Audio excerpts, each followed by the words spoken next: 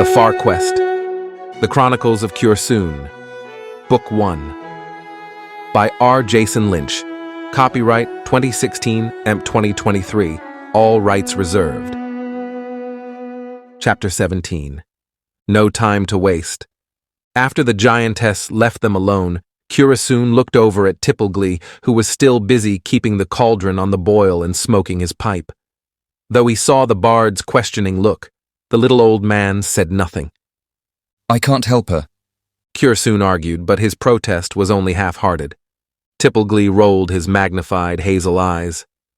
"There's nothing for it, lad. She'll have her way, or she'll surely pay your father's castle a wee visit, her knowing where it is." Cursoon sighed and sat thinking. After a moment, he whispered a quick prayer to the King of Heaven. "Please, my king, look down upon the troubles of your servant and give him aid.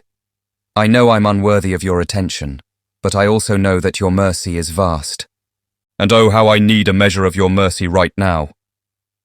As Cursoon finished praying, the trollop returned.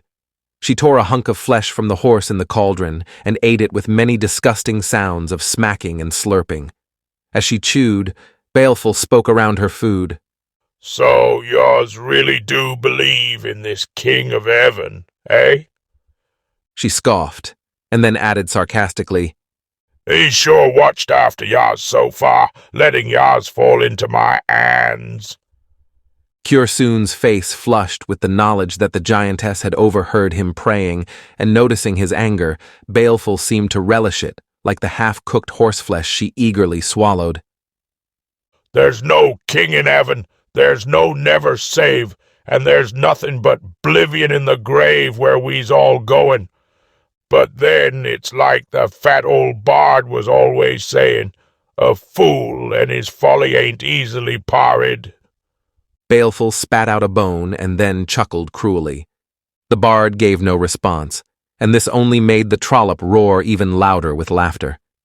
Again, this slowly shifted into yet another fit of coughing. When the fit passed, Baleful asked for his answer. "Well, are yez for getting ate, or are yez for questing?" At length, Cursoon spoke in a low voice that grew stronger with the speaking. "I know you're wrong.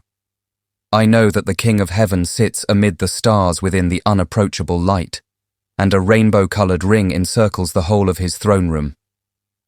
I know that Eversave was and is the mightiest of all warriors, and that he healed the tree glimmering. Therefore I shall accept your quest to prove it all true." "Good." Baleful purred menacingly, but the sound came forth more like a rumbling growl.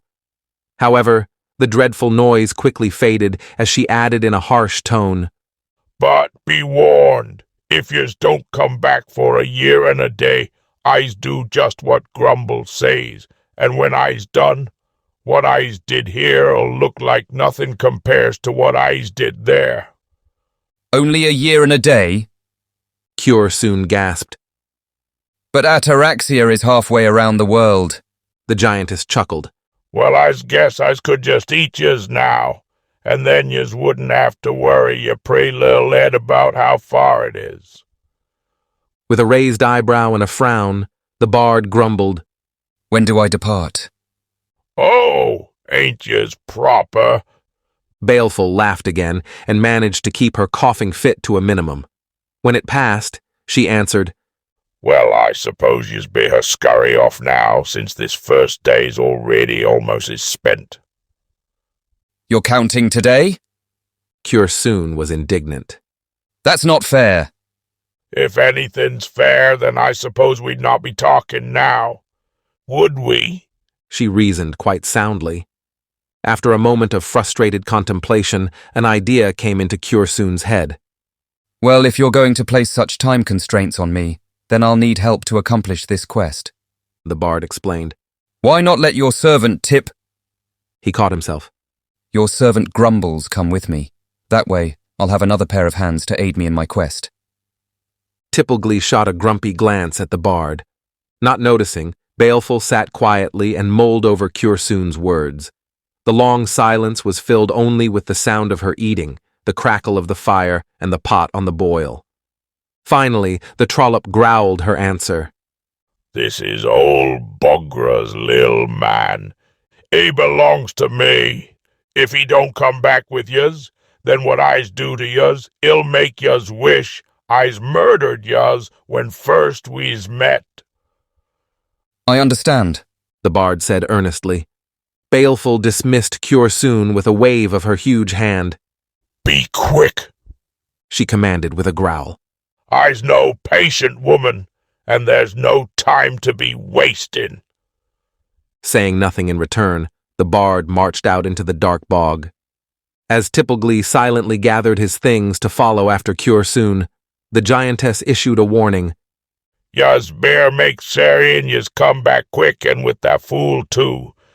I's hate to rip up any old pine trees. The little old man frowned. To be sure, madam, I've no idea what you mean. But even as he said this, a shudder went through his old heart. Baleful only chuckled menacingly. Inwardly shaken, the little man hurried after the bard. When he found him, he was standing still and gazing dumbly at the swamp. I have no idea which way to go. Cure-Soon confessed with a sigh. Hammers and pegs. Tippleglee grumbled and then walked around him. The bard hastily turned to follow, though he did not know where the little man was going. Tippleglee walked with a surprisingly quick gait when taking into account his size and apparent age. Though his own stride was considerably longer, Cure-Soon was forced to quicken his pace in order to keep up. Without a word, the two men walked for what seemed like an hour, weaving their way around black pools and over small, muddy hills. Then, quite suddenly, Tippleglee came to a beautifully crafted wooden bridge that spanned a wide, stagnant stream. The old man paid little attention to the bridge as he quickly passed over it. But as he went, the hard leather soles of his pointed shoes made a very distinct sound as he walked across the smooth wooden planks. With each step, the bridge's boards produced different musical notes, so that, by his crossing, a merry melody sounded.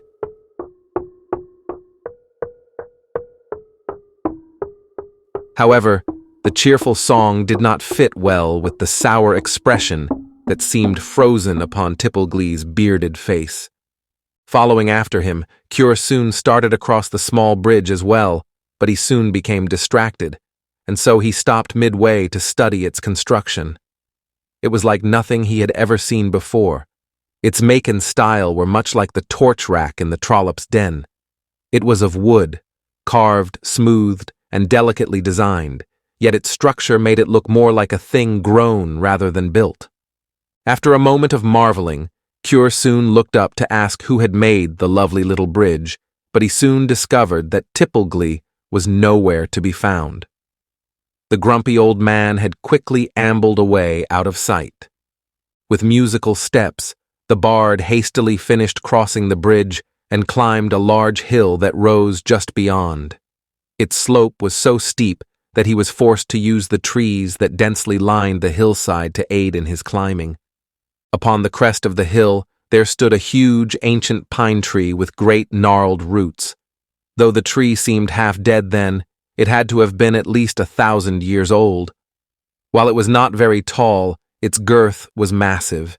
It was nearly 100 feet in circumference. Cure-Soon was far too concerned about finding Tippleglee to marvel long at the giant pine. The fact that he did not know his way out of the black bog made his searching all the more frantic. I only have a year and a day, and the day is well spent, He grumbled to himself. As he brooded over his time constraints, he slowly walked around the pine's enormous twisted roots while surveying all the wood below, but for all his looking, he could see only the broken tangle of the dark forest standing dense and thick. There was no sign of the grumpy little man, and it seemed as if Myra Merk consciously withstood his searching gaze. Wood shavings! What are you gawking at, lad? Tippleglee's ill-tempered voice suddenly came from somewhere behind the bard. With a surprised expression of relief, Cure soon turned to find Tipple standing on the porch of a strange little house which was built under the roots of the massive old pine. The house seemed to almost be a part of the great tree, so that one root was made into a bench upon the porch, another was a handrail along the steps, and yet two others were positioned to be rafters, holding up its wood-shingled roof. Like the bridge and torch rack, the house looked like someone planted a seed, and it grew into a dwelling under the gnarled roots of the giant old pine. The front door of the cottage was oval-shaped with a polished brass doorknob on the left side. A round, stained-glass window was set in the door, and the design of its glass was of a dark green grapevine leaf on a red wine-colored background.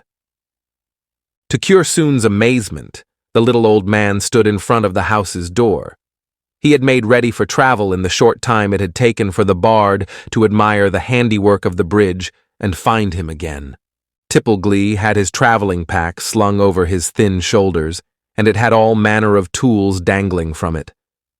There was a pot, a pan, a ladle, a large wooden spoon, an axe, and a whittling knife. A lovely little fiddle with its bow was tied to the back of the pack, and a bedroll was tied to the top. In his hand, he held a cudgel-shaped walking stick which finished out his traveling attire, so that he looked ready to embark upon a far quest. After locking the door, the little old man turned and started down a path that wound its way round the side of the hill. The path was only wide enough for two to walk side by side, and it went in a slow but steady decline. In his haste, Cure Soon had not noticed the trail before, but he was glad for it now.